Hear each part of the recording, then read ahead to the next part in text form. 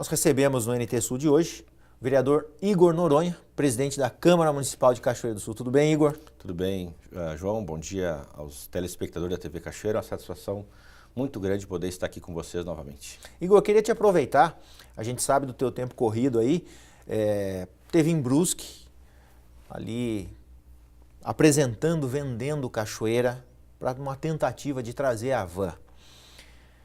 Rapidamente, o que dá para dizer, como é que o Igor volta de Brusque, o que dá para falar para os cachoeirenses, até porque existe uma expectativa muito grande na cidade?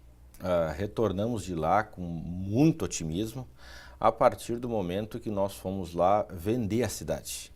Acho que Cachoeira carece disso, de ter algum agente, e a Câmara foi protagonista nesse processo de divulgar a cidade, divulgar as potencialidades, apresentar para o empresário, para os empresários, que estivemos em outra empresa lá em Brusque também, o porquê, por que razões escolher Cachoeira para ser o destino, o depósito dos seus investimentos. Mostramos todas as potencialidades de Cachoeira, a questão do PIB agropecuário, que o nosso é o maior do estado, a produção recorde que nós temos aqui, a qualidade genética do gado que aqui é criado, o perfil, a consolidação de Cachoeira do Sul como polo de educação superior de qualidade e toda a cadeia de consumo que circunda essa condição. Então a gente volta lá bastante otimista a partir do momento que os empresários já olharam para a cidade com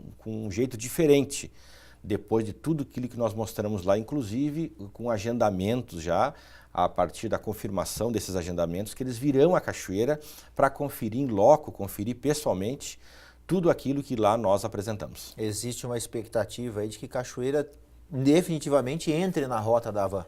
Exatamente. O Newton Hang, que é primo do Luciano, que é o diretor responsável por essa política de expansão, nos colocou a par de todo esse processo, inclusive mencionando qual parceiro gaúcho dele desse processo, que é a empresa Zafari, a rede conhecida no estado, e nós, num segundo momento, estaremos contactando essa rede, certo? Para oferecer também a rede Zafari as potencialidades de Cachoeira do Sul. Também fomos contatados com vários empreendedores imobiliários, é bem verdade, oferecendo espaço, oferecendo áreas para que esse empreendimento importante seja sediado aqui em Cachoeira do Sul e que finalmente Cachoeira possa ser uma das 50 privilegiadas, contempladas com as unidades da Avan aqui no Rio Grande do Sul. Igor, aproveitando que hoje à tarde, daqui a pouco, tem sessão na Câmara, eu queria que a gente falasse sobre alguns assuntos.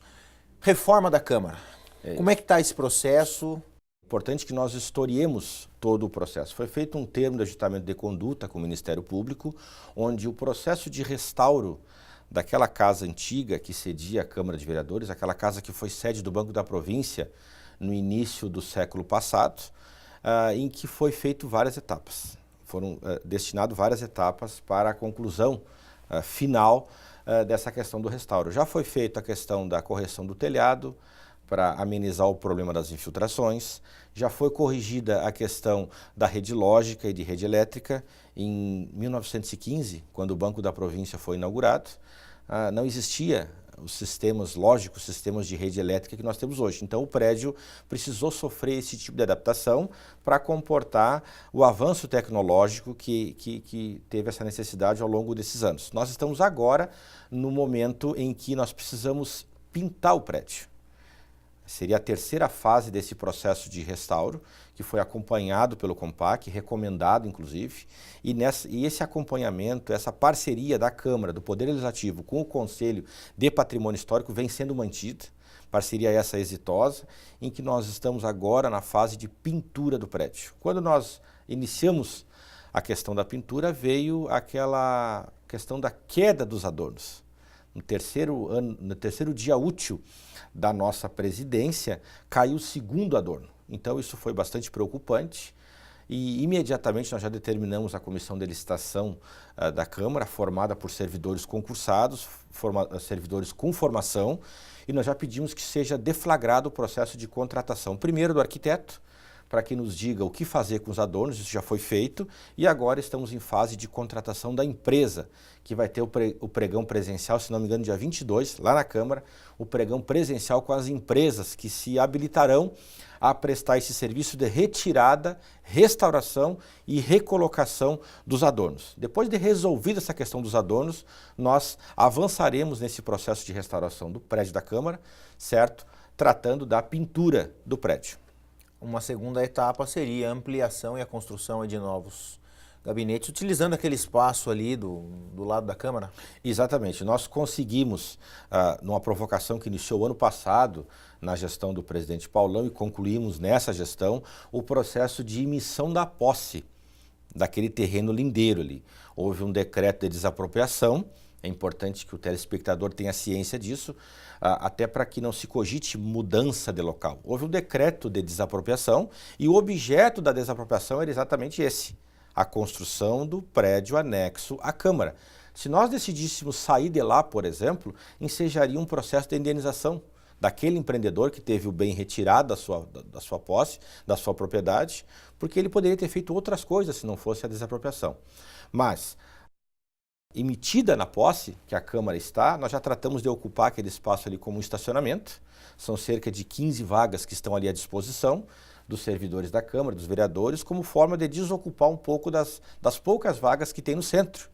Então nós já começamos a dar uma utilizada naquele espaço ali como estacionamento primeiro, e depois de concluída essa fase de pintura e de restauração dos adornos do prédio, nós estaremos nos debruçando na questão da construção do anexo. Já tivemos a manifestação favorável da UFSM, o curso de arquitetura, para ser nosso parceiro na elaboração do projeto, na elaboração do edital. Nós queremos fazer uma licitação na modalidade de concurso, para que nós escolhamos o melhor trabalho para ser executado, o melhor projeto para ser executado na questão da construção daquele anexo que precisa.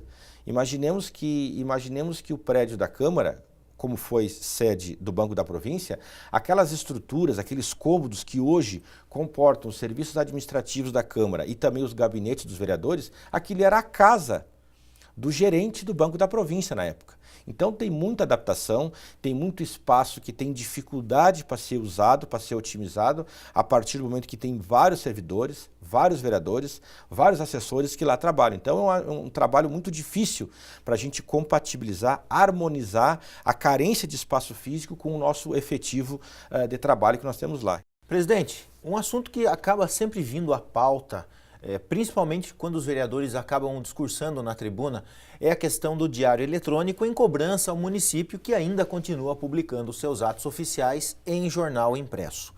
A Câmara ainda não colocou em funcionamento o diário eletrônico da Câmara Municipal. Por que isso não aconteceu ainda? Veja bem, a implementação do diário eletrônico, forma eficiente de publicação dos atos, eficiente do ponto de vista econômico, é indiscutível. Acontece que essa economicidade, essa gratuidade alardeada quando do início da conversa, ela acabou não acontecendo no ponto de vista fático, a partir do momento em que nós precisamos lançar mão de vários expedientes de tecnologia para que as publicações tenham autenticidade. Eu não posso simplesmente abrir um link no site da Câmara e dizer que ali é o diário oficial. Existe todo um mecanismo, eu que sou advogado, eu trabalho com 4 sistemas diferentes de processo eletrônico. Cada um deles tem o seu sistema, cada um deles tem as suas particularidades, cada um deles tem as suas chaves de autenticidade, para que o cidadão, verdadeiro destinatário dessa política pública, seja informado com fidelidade, seja informado com lealdade. A gente não pode correr o risco, por exemplo, de um arquivo qualquer postado a partir de um link na página da Câmara, ele se perder.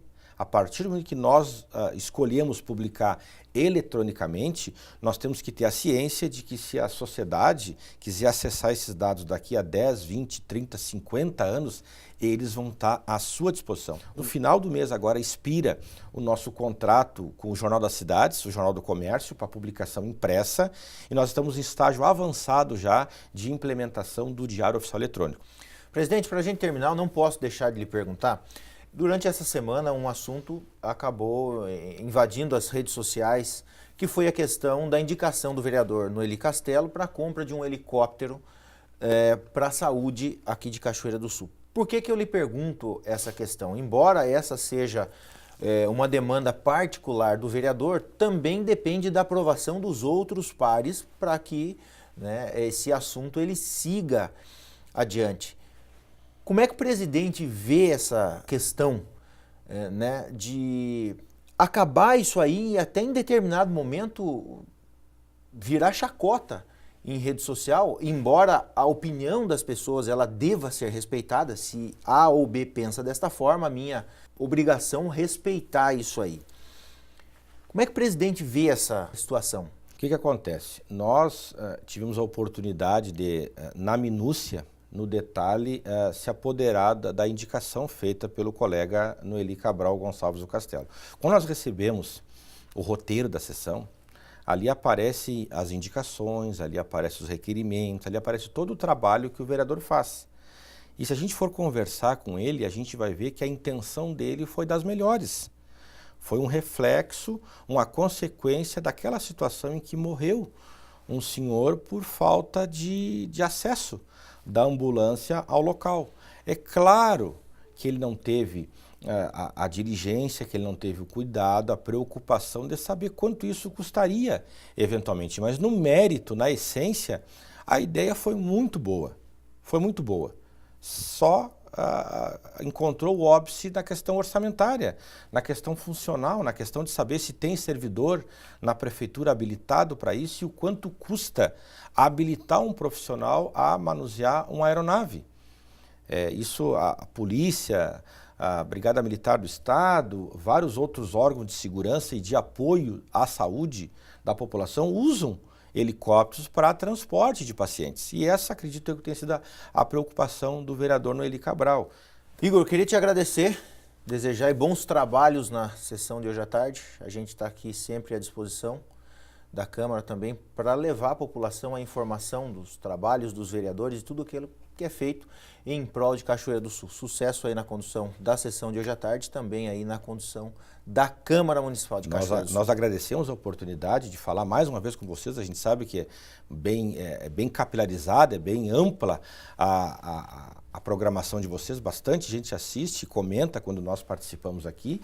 E eu aproveito a oportunidade, né, João? Muito embora a Câmara esteja rodeada, circundada de tapumes em função dos adornos, o prédio da Câmara continua aberto, continua acessível a todos aqueles que quiserem lá prestigiar, que será para nós uma honra, um privilégio muito grande poder contar com a presença física das pessoas lá, ocupando aquelas galerias e presenciando os trabalhos que são lá apresentados. Fica aqui esse convite e um agradecimento à TV Cachoeira por mais essa oportunidade de poder falar com vocês e falar com o pessoal aí de casa. Então, tá muito certo. obrigado. Nós voltamos com vocês aí no estúdio.